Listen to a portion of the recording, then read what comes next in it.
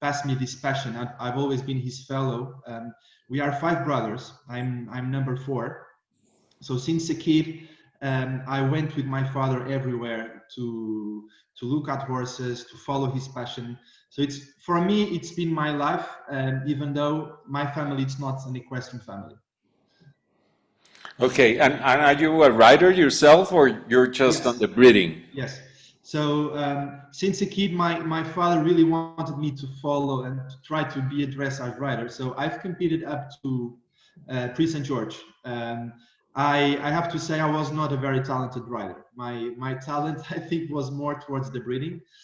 So I've ridden all my life, and I think riding brought me very important vision to what I'm also trying to breed.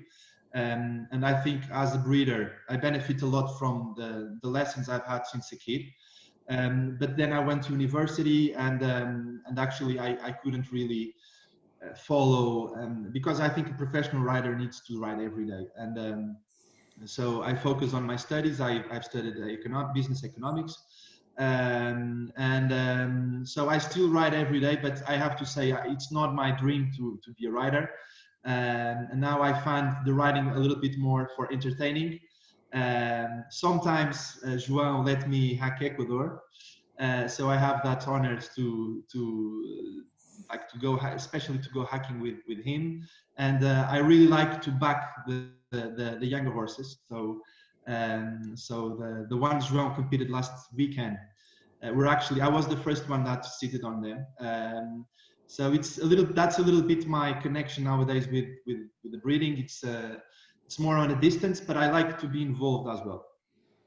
That's wonderful. So let's talk a little bit about the breed. If you allow me, I would suggest that we talk a little bit about the history of the breed and the characteristics of the breed. Yeah. So as everyone knows, the Lusitano is considered one of the oldest, one of the most ancient breeds in the world. The Lusitano was, as everyone knows, a battlefield horse. Before I go a little bit on the characteristics of the breed, the Lusitano is a Lusitano since 1967.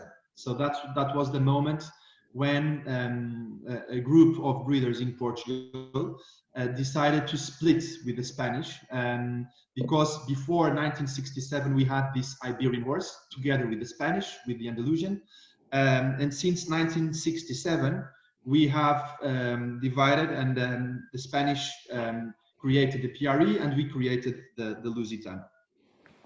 So the Lusitano is from historical background, a horse that was always on the battlefield, and still we kind of preserve these characteristics nowadays in the breed that we have nowadays.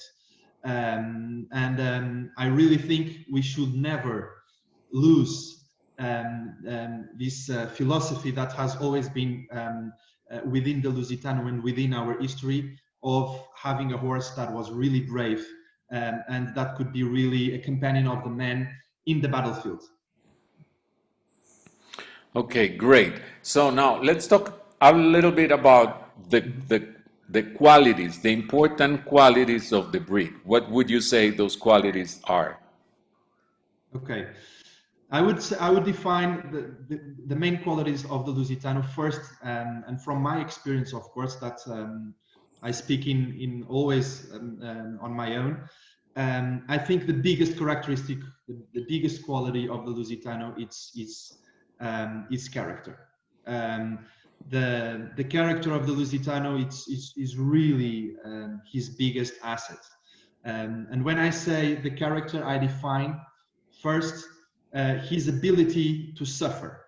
Okay, and as everyone knows, in dressage, the horses need to perform exercises that will bring them some suffer. And the Lusitano has, from historical selection, from historical background, this ability to suffer and to be under pressure without losing the temperament. Okay, so I think that's in my point of view, of course, that's the biggest the biggest quality of the Lusitano, his character, his ability to perform under pressure. Second, of course, his rideability. So the Lusitano is a horse that was, during centuries, was designed and was bred, was selected to be ridden. There are many horses that are purely bred for beauty, other horses for other characteristics. So the factor rideability was always within the breeder's minds when they were trying to improve the breed. And of course, nowadays, the legacy that my father, when he started the breeding, he of course benefited a lot from all the selection that was done during centuries within the Lusitano breed. So character, rideability, I would say a third quality, as everyone knows, the ability for collection. The Lusitano is a natural collector. He really finds everything that is collection. It's a little bit his natural world. And when you think, going a little bit backwards on what I was telling about battlefield, when you think of a horse that needs to be in the battle, they really need to collect. The horses need to be very agile, need to be quick, sitting and escaping the enemy. So the Lusitano, by the way that he was used, he really needed to find collection easy. And of course, the collection is still the main highlight of the Lusitano. When you think about the horses, the Lusitano that were really famous in the Olympic Games, like Orphée from Catherine Durin, Ruby, Guizou, Alcaide, and now Ecuador. I'm giving some examples. All these horses find piaffe, passage, pirouettes very easy. And it's still a little bit the main image the judges have from the Lusitano. It's his real talent for collection.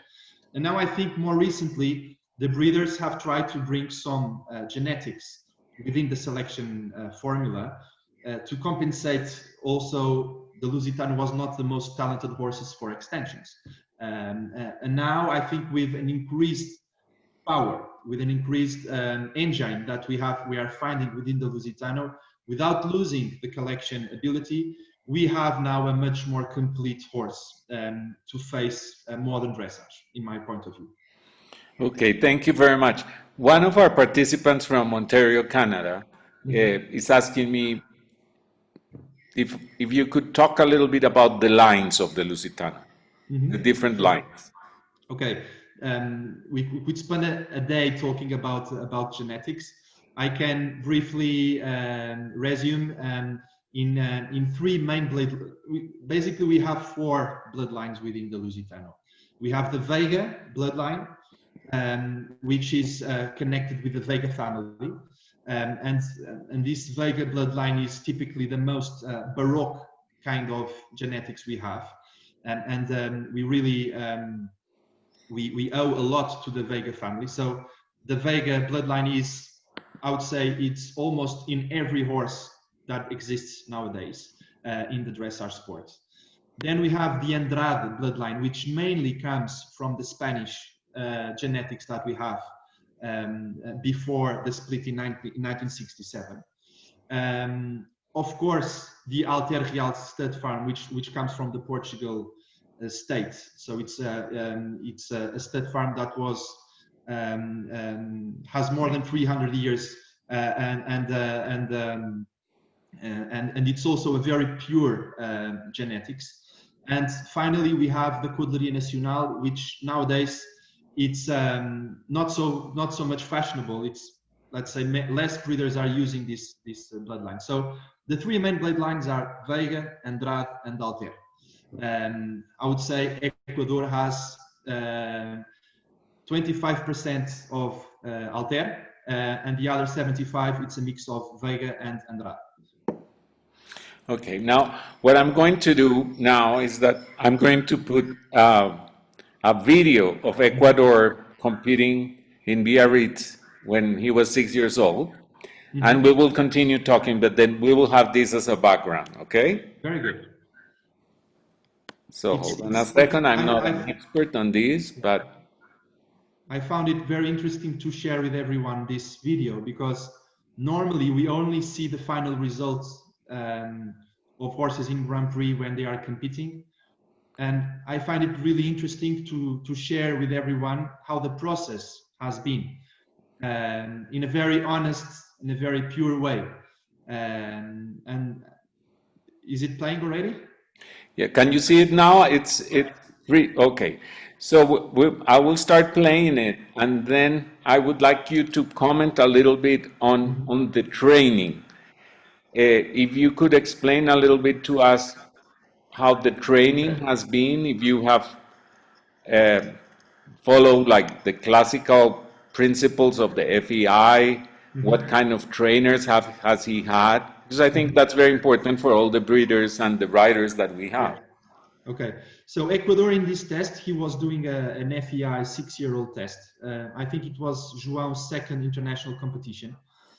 He was really inexperienced at this stage. Let me start introducing a little bit the history of Ecuador. The rider, João, has trained Ecuador since he was 4 years old. So almost from the beginning. And João came as an intern to our stud farm. We were really impressed with his attitude. He was very young. He was 17 years old at that time. And what we really found fantastic about him, apart obviously from his talent, was his attitude, his commitment, his responsibility.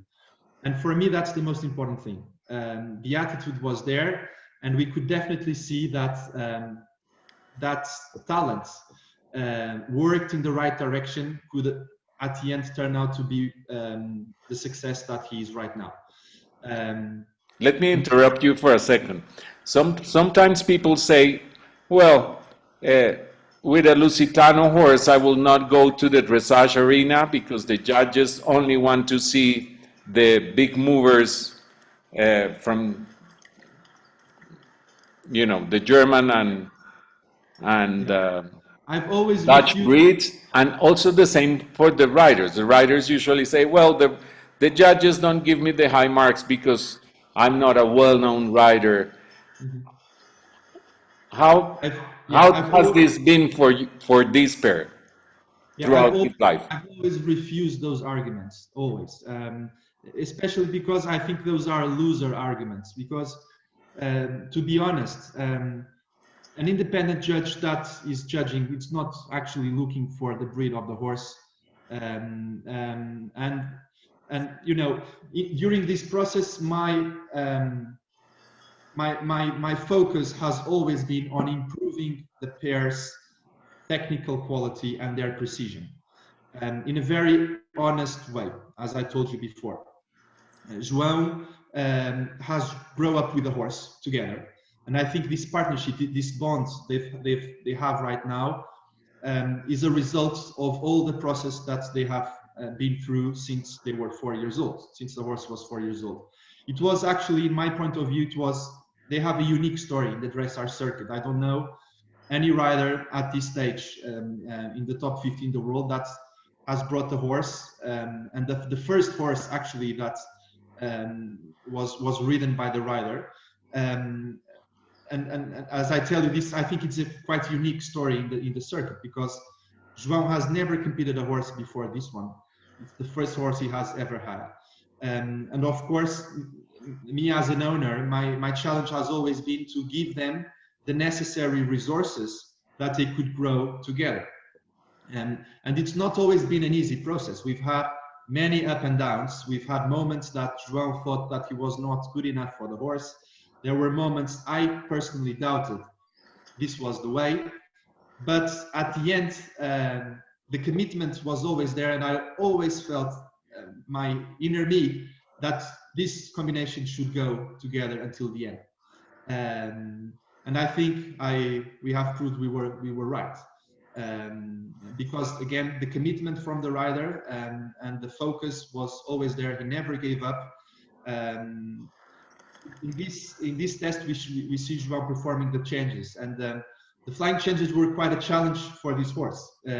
Now, maybe one of his biggest highlights, he got nines and tens for the ones and for the twos in his last test. You don't even imagine how difficult they were in the beginning. There were moments João was crying, he couldn't manage a simple change. And this is how it is. Yeah.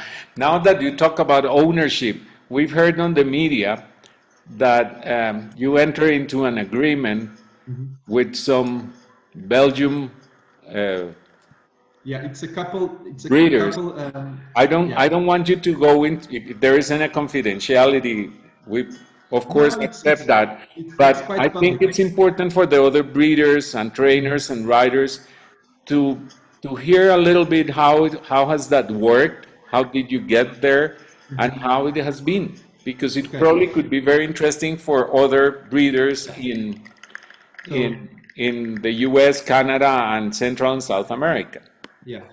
So my challenge, Ecuador was he broke all the records as a Pre-St. George horse, and when he was coming to Grand Prix, I had a challenge to convince my family that we shouldn't sell Ecuador, that we should keep him.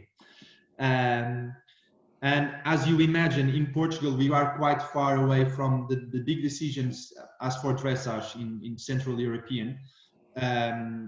And Portugal being a country in West Europe, it's really quite expensive when we go abroad to compete in terms of travels. It's quite expensive. So I thought I prepared a business plan together with my brother. And the whole idea was to share the risk of Ecuador with someone that could really trust our team. And we went to search for a sponsorship that first of all would keep Ecuador with João. So that was a condition that we wouldn't even negotiate. Ecuador That's would wonderful. always stay with this rider. We would keep the majority of the capital. And we went to find someone that could basically buy 20% of this horse. And with this investment, we could basically make the dream bigger and increase our ambition in this project.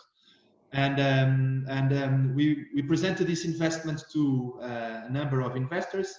And as you can imagine, I heard some no's, but I didn't give up. And I was very lucky to have a couple that was staying in Montevideo in our hotel. And when they were checking out, I don't know why, but I thought, okay, this could be a nice couple that I should present this idea. And I opened the business plan. I start telling, we have this dream to have Ecuador in the Olympics. We have this amazing rider at home. And suddenly, immediately they said, wow, this is an amazing opportunity and we are in. So it was like in 5 minutes, we managed to convince this couple to come to our team. And I have to, this was 1.5 years ago. They have really done a fantastic work with us. So with their financial background, we managed to go to Karl Hester. We've managed to compete in the biggest stages in Europe. And they have the most important thing for me. We have quite a big team. I'm obviously the leader of the team, and I'm responsible for all the decisions. And they really trust in our decisions. So they really don't get involved on competition decisions. So basically, I get accountable for for the results of the team, and they always back and they always support what we are doing, and that has been really fantastic. And that was a little bit a game changer for Ecuador. Okay, now we're gonna watch the Grand Prix, the last Grand Prix, and while we watch the Grand Prix, I would like to ask you, how has, what have been the trainers of this horse?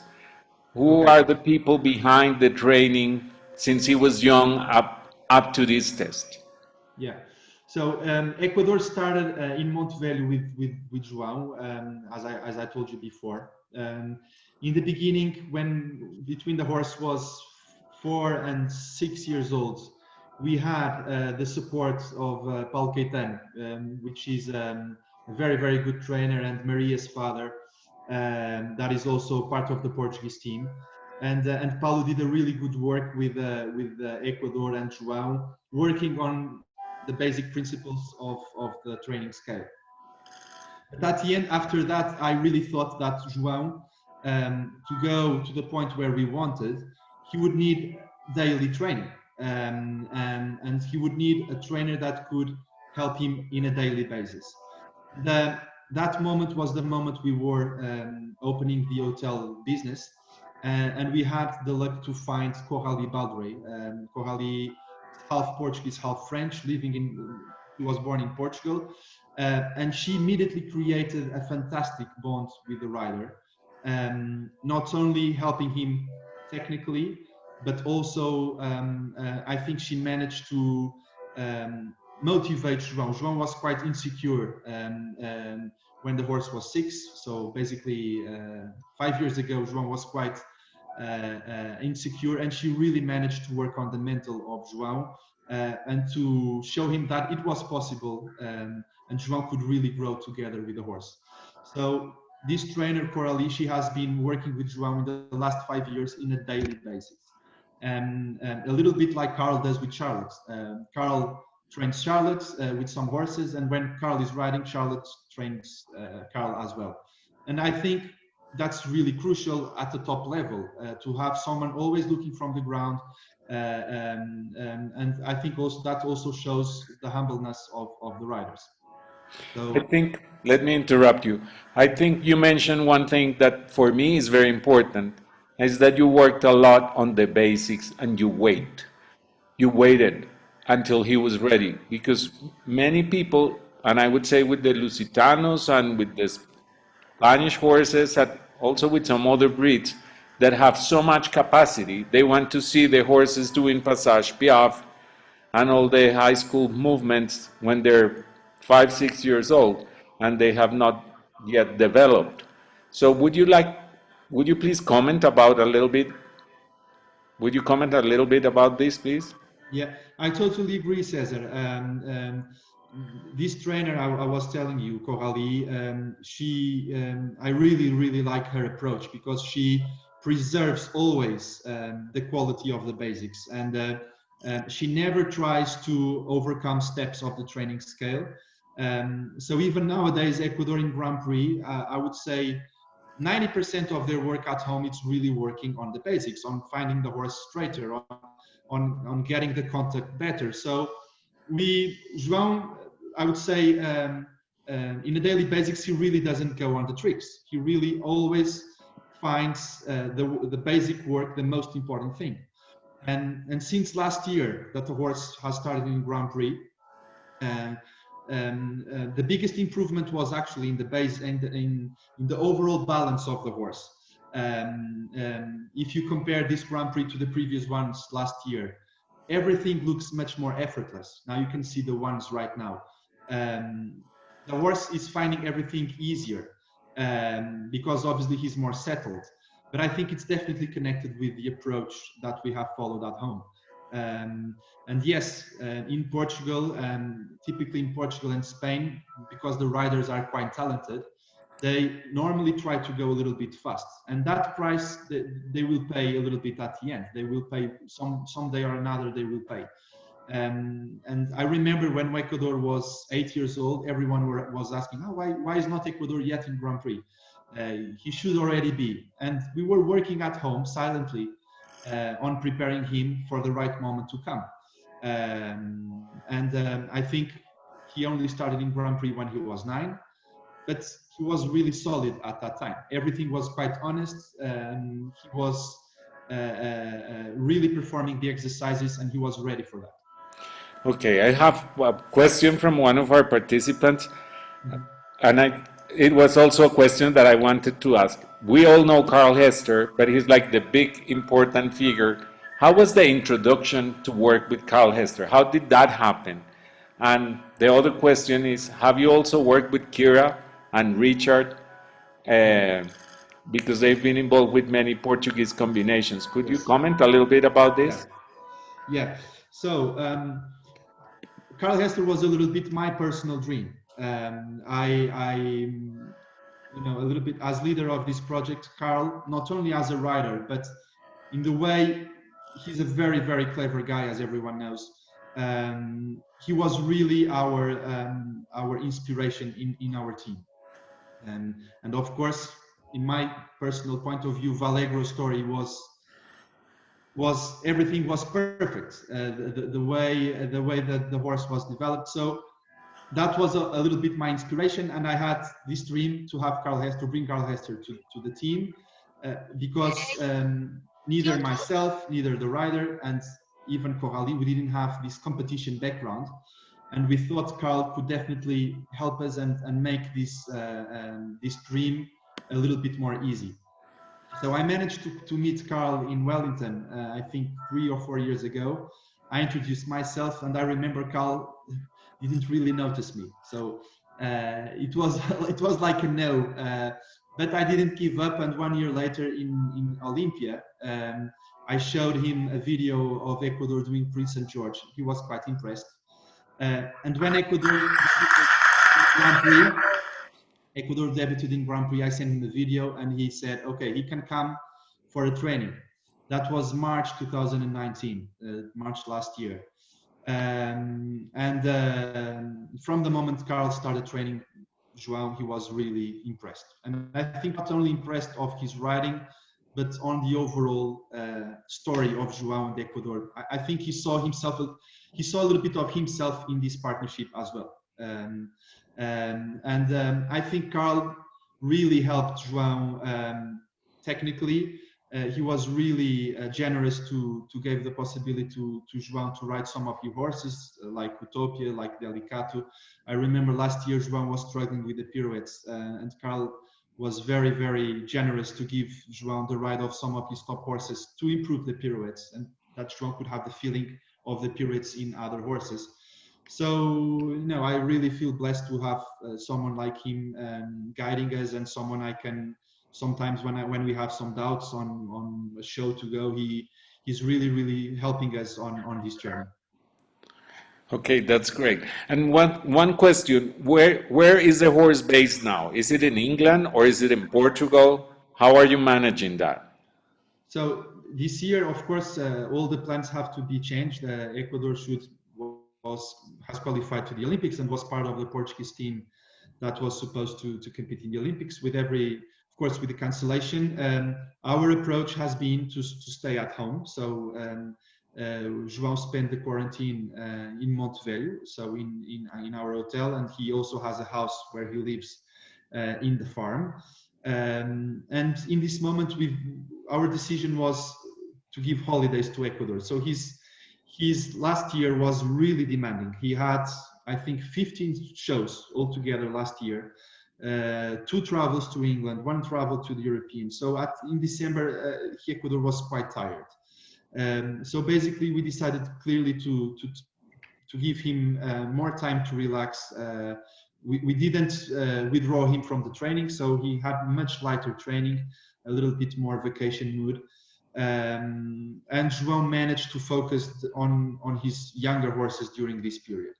And we could see now in this last competition, I've never seen Ecuador so fresh and so eager to perform, and I think that was a consequence of the last months.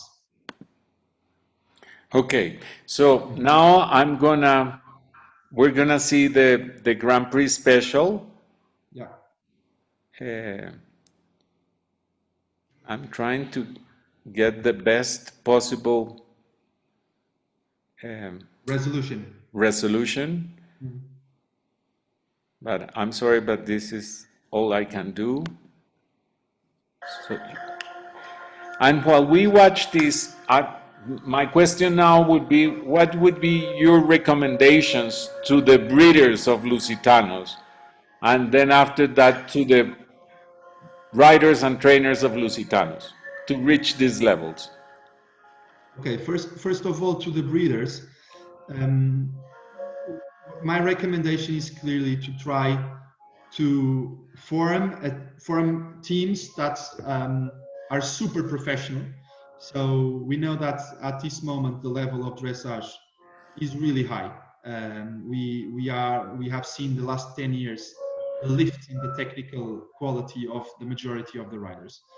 So I think the breeders should, if they are on if they are willing to really to invest on the career of their horses, they need to find a very committed and professional rider, and then to find a trainer that can really connect with the rider, and in, if it's not possible on a daily basis, but a trainer that can really follow the rider regularly, because many riders in Portugal and many riders I know, they work alone at home and then they go to clinics once a month.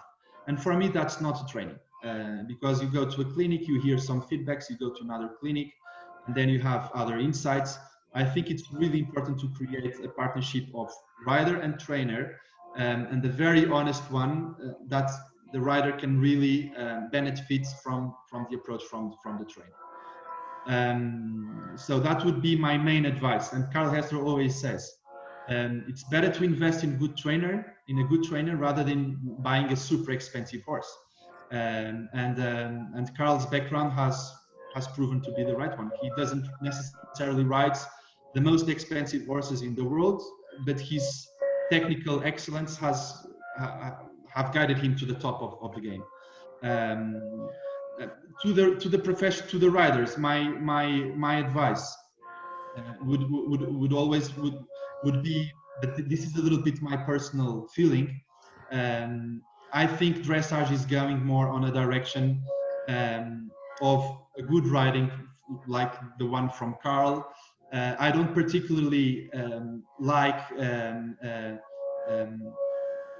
the expression in favor to the relaxation. I'm more in favor to the relaxation. And I think dressage is going on the right direction. I think judges now prefer to see a horse that is really in an harmonious way and very relaxed, that, rather than a super flashy mover that is tense. So in my point of view, that would be a little bit my advice to the riders. Try to find a trainer that can influence their system in a positive way, always preserving the basics of the training scale. Yeah, that's great. I think that is a wonderful comment. I think what we're looking for now is suppleness, relaxation, ease, and sometimes we see just people trying to do an extravagant extended trot, but that cannot come back to collection in the second corner. Yeah. I have a question from a participant, and she's asking, could you talk a little bit about the maturity of the Lusitanos? Is it as the other horses? Do they mature later or earlier? What would you comment about this? Yeah, the Lusitanos are a little bit late developers. They grow until they are 6 years old, typically. Ecuador, I can tell a little bit my experience with the horses we breed. Ecuador was quite stallion in the beginning. So I remember the first show he went in, it was in Golgan. He was really fresh, and he even jumped with João, and we have photos of that. It was quite funny. But that was a little bit connected with his genes and with the fact that he was a stallion. But he never did it again. So from the moment he started having a very focused training, and this horse I think it's one of the things that I find really unbelievable. When he is with João, he only focuses on the test. There's nothing else happening. There can be a hurricane going on, he doesn't care.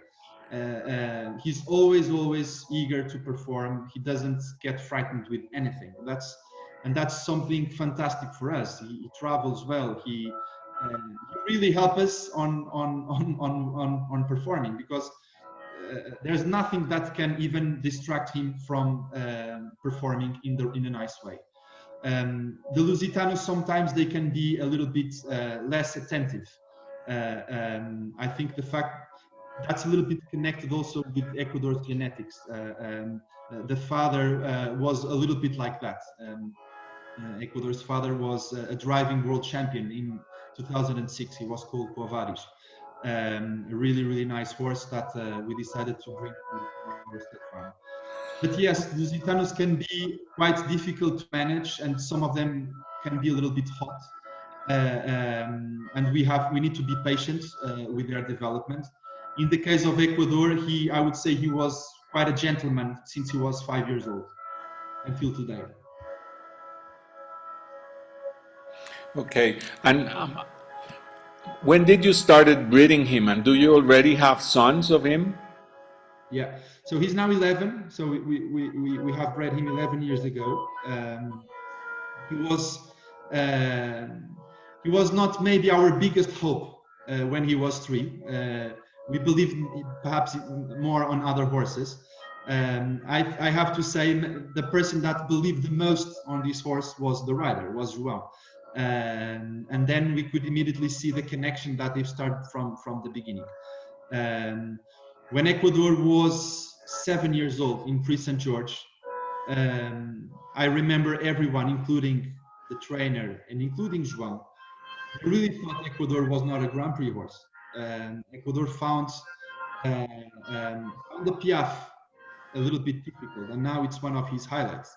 So this, this was not like immediate winner from the beginning. There were moments of doubts, and I think the training, the correct training, the correct development of the horse has brought the success that we are meeting right now.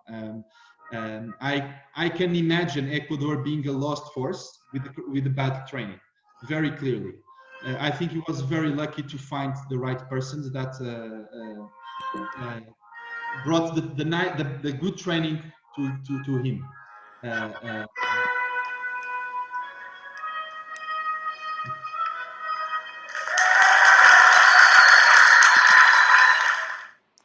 Well, that was really amazing. So now I have to ask you, how many tears?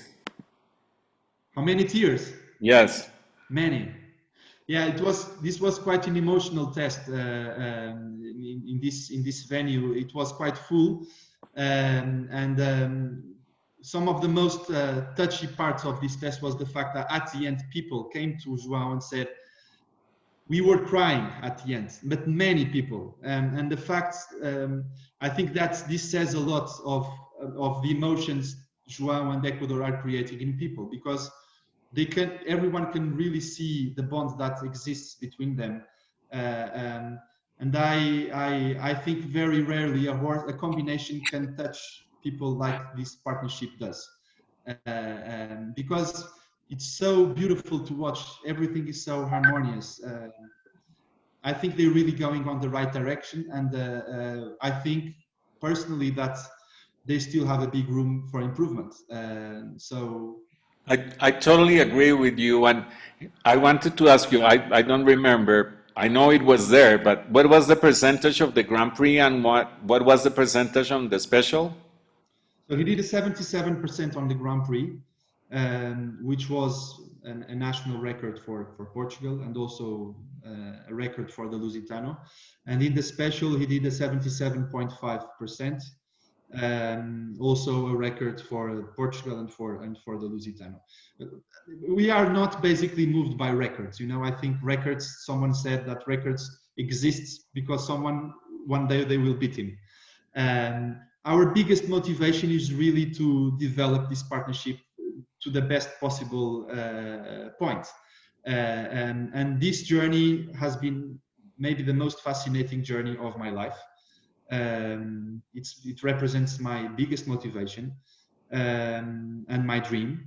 I'm still learning every day. So I try. I really try to be inspired, because I really feel I have a diamond partnership in working with us, and so we are always trying to, we have many doubts in this project that the decisions we are making are the right ones, but always the focus is always on improving the partnership, in providing João the tools to get better. It's important to tell you, and that's maybe a surprise for many that are watching. At this stage, we have 16 people working with Ecuador. 16, that's the team. So within... Can you explain a little bit about the team? Yeah, So between owners, sponsors, vets, trainers, João has a mental coach that I also brought to the team because I thought it was important to bring someone a little bit from the sports area that could prepare João for the moments of really high pressure that he would have to face. And this is a lady called Pia Valberg from Sweden. She came for this show, for instance, she came directly from Stockholm to the show to help João before the tests, to prepare him mentally and also physically to the show. So I really think maybe we don't have yet the best horse in the world, but I really feel we have the best team in the world around this horse. I'm genuinely convicted this is a very special team. I really believe that if we continue in this path, many more chapters can happen. Of course, we need to be lucky. We don't know what's going to happen, but I think this partnership is far away from its potential, and I can see in Ecuador eyes that he wants more.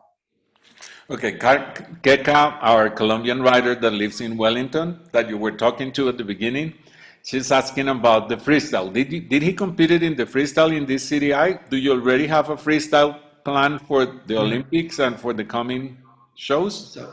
So the freestyle was quite an adventure as well, because neither me, João, or Corrali, we've never had the experience of a freestyle.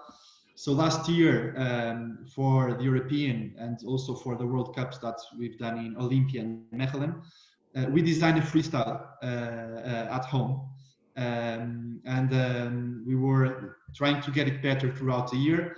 And he competed this freestyle in Belgium, in Mechelen, in December, where they got a 78.5%.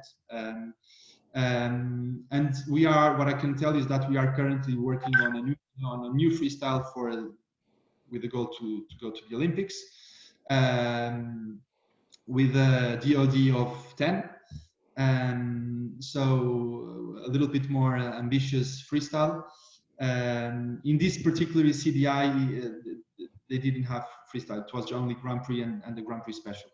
So what I can tell is that we are working on a freestyle maybe to show in the World Cup in Lyon at the end of October. Okay, that's wonderful. And do you already have competition plans before Tokyo? Cesar, at this stage, no one knows what's going to happen tomorrow. So our plan is really to do the best we can at home, to try to improve and to lift the technical quality of the pair in a little bit in the same line that we have been doing. João, the rider, is riding at this stage 9 horses a day. So it really helps him getting some other experiences with different horses, with different balances, with different difficulties. That is really turning to be very important, I think. So that's the plan. And when there is a competition confirmed, we will enroll and we go. So that's a little bit our vision right now. And I would say the majority of the riders all over the world have the same philosophy. No one knows what's going to happen. We really have to wait how this pandemic evolves and how things will turn out to be. Good. Michelle is asking, what are your preferences in music? Like if they would allow you to pick up the music, I know that you have to work that with the trainer and with the designer of the freestyle. But if it was just your preference, what would you use for him? I think when you look at Ecuador, you immediately think a little bit of the Iberian sounds, of the Iberian inspirations.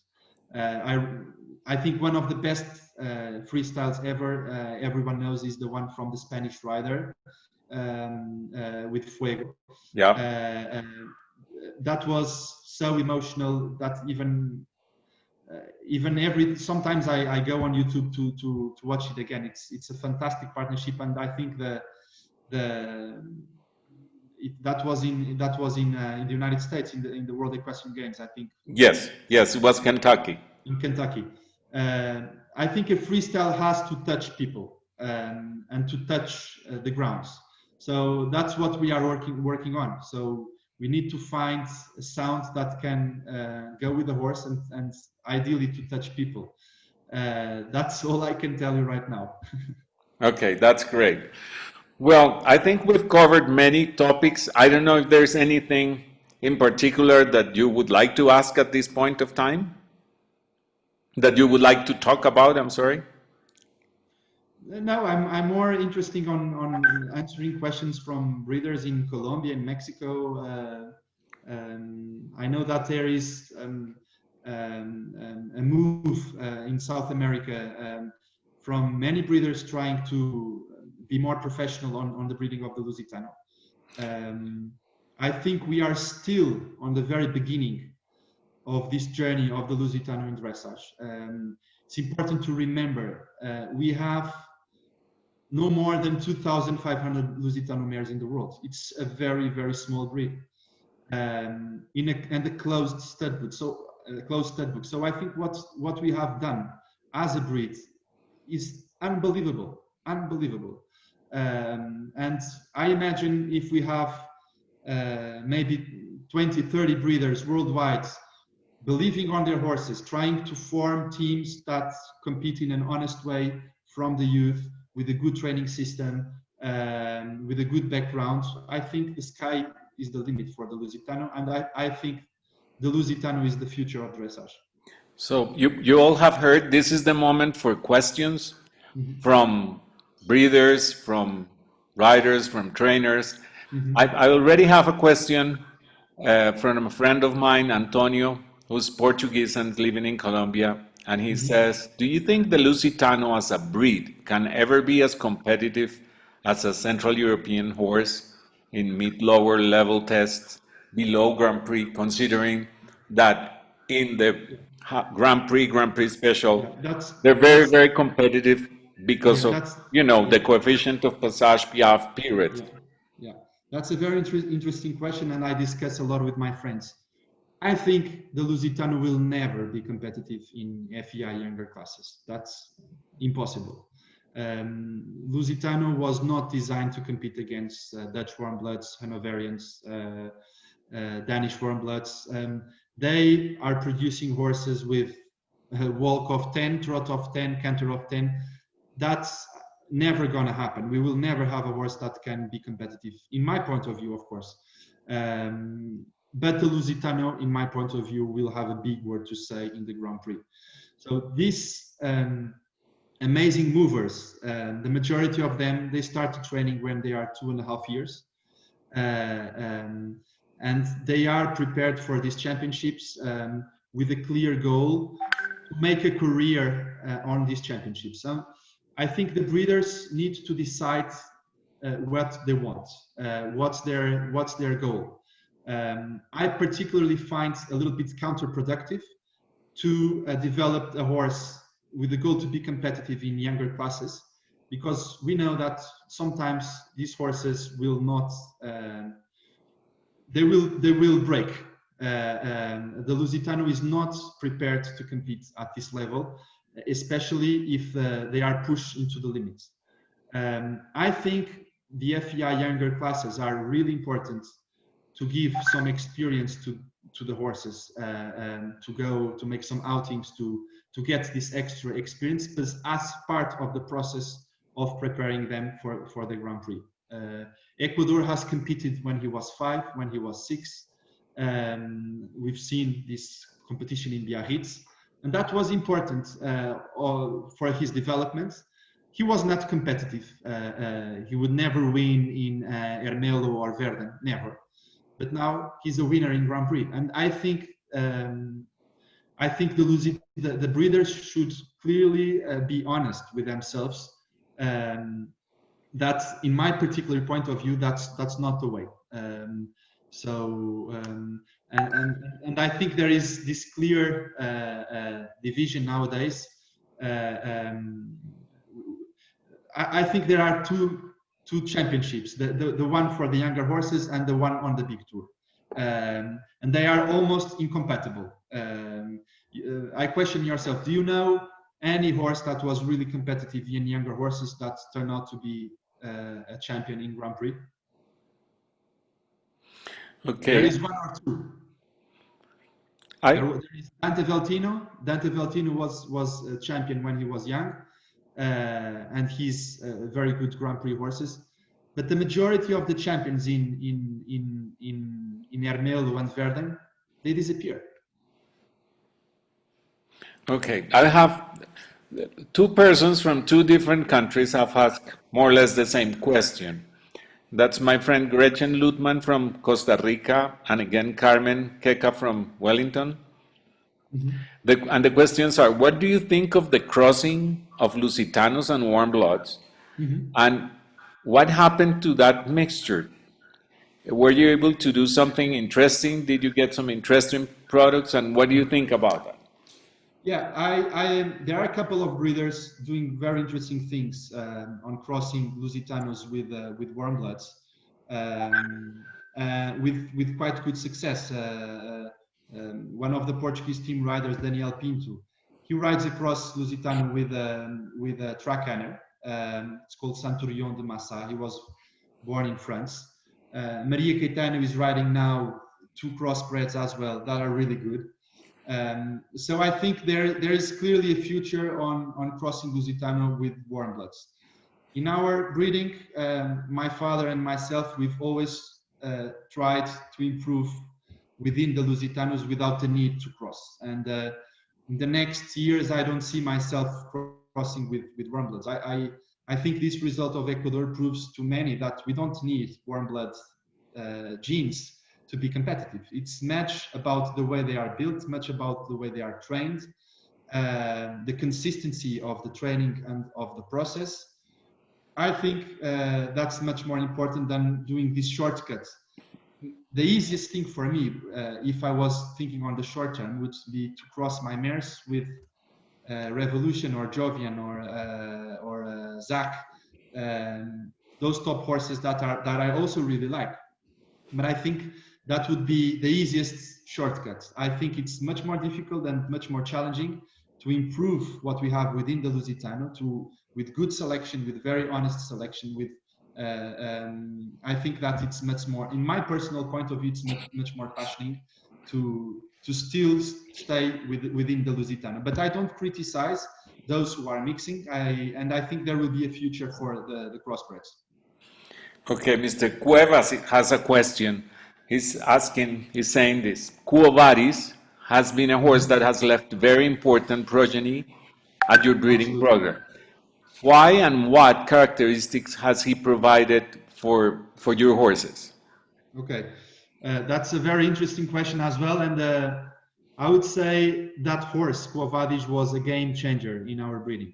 We had mares that were resulting mainly from the cross of a stallion called Shakiru, which was a Kina stallion, with Alter Real mares. And those mares were quite athletic.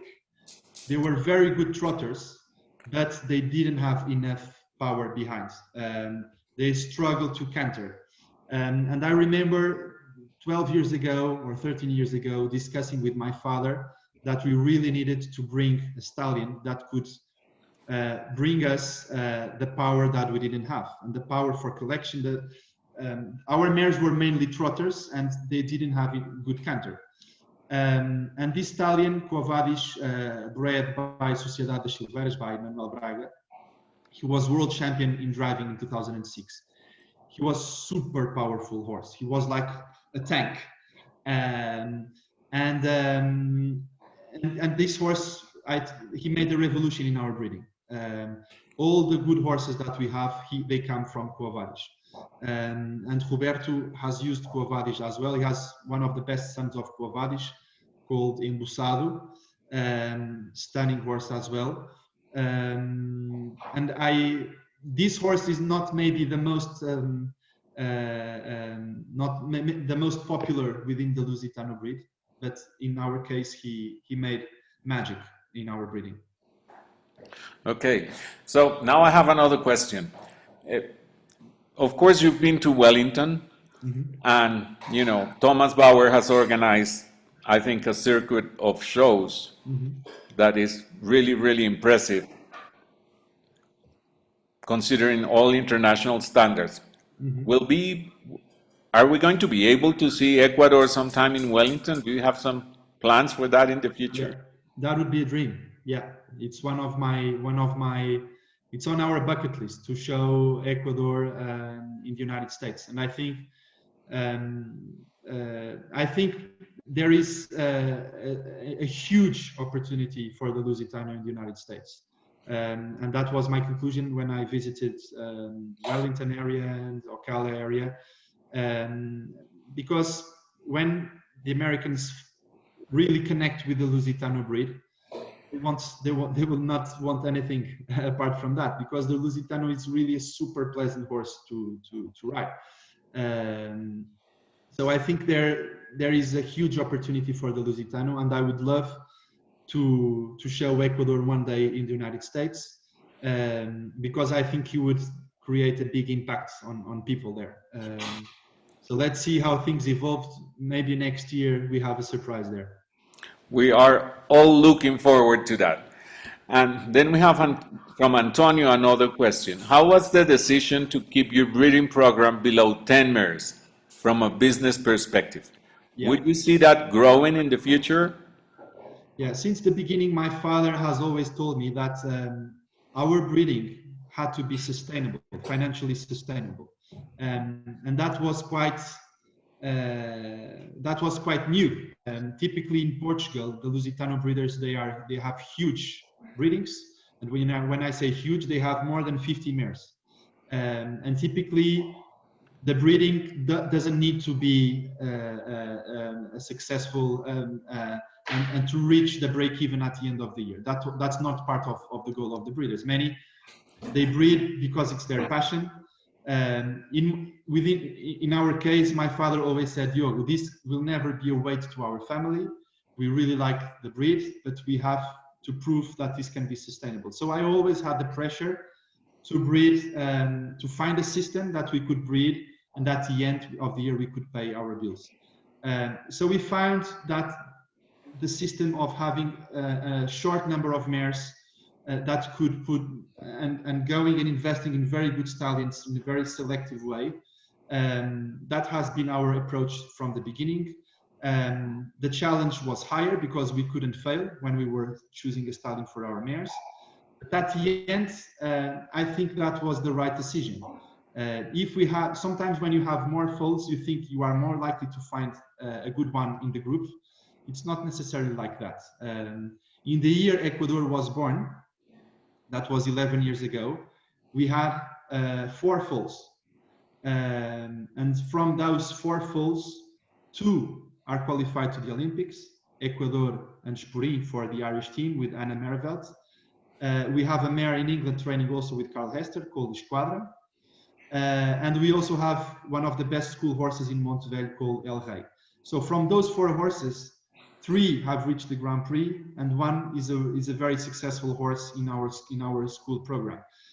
So I think that's much connected with the way they are developed. You don't need to breed many horses to have success. That's not the way.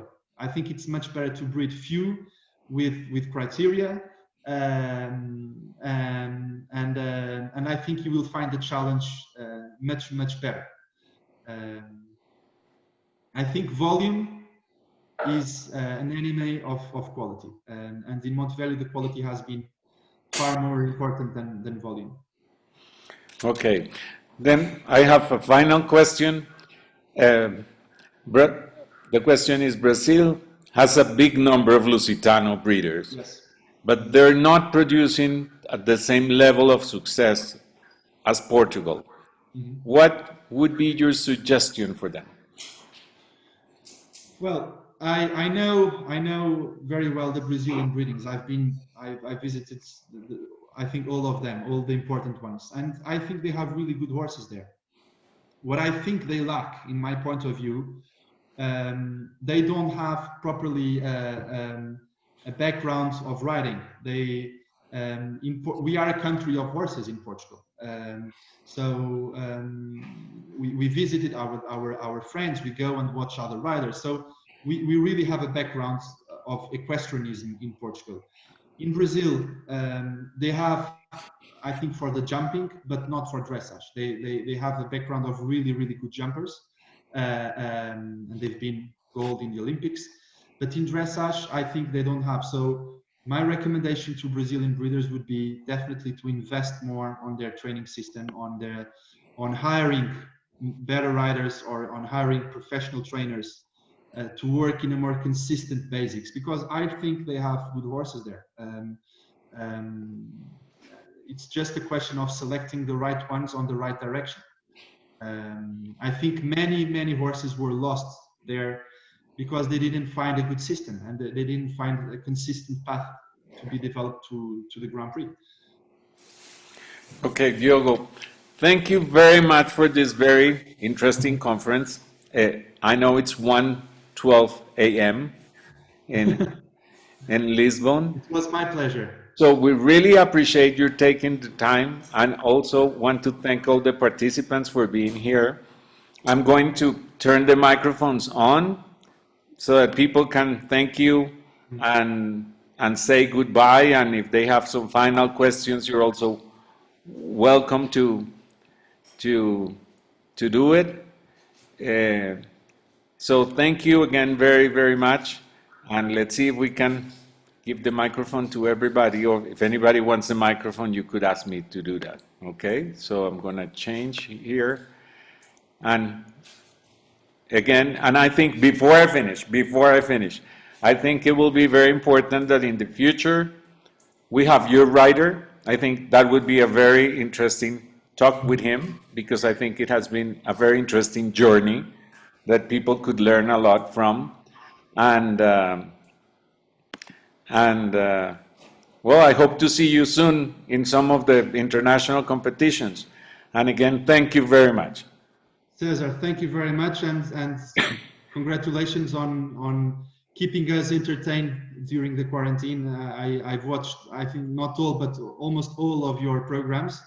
I think you added a lot of value to the dressage community, and congratulations for your amazing work and your amazing dedication. No, thank you very much. It's thanks to people like you that we can have these programs and we can talk about the thing that we like the most, that are horses and dressage.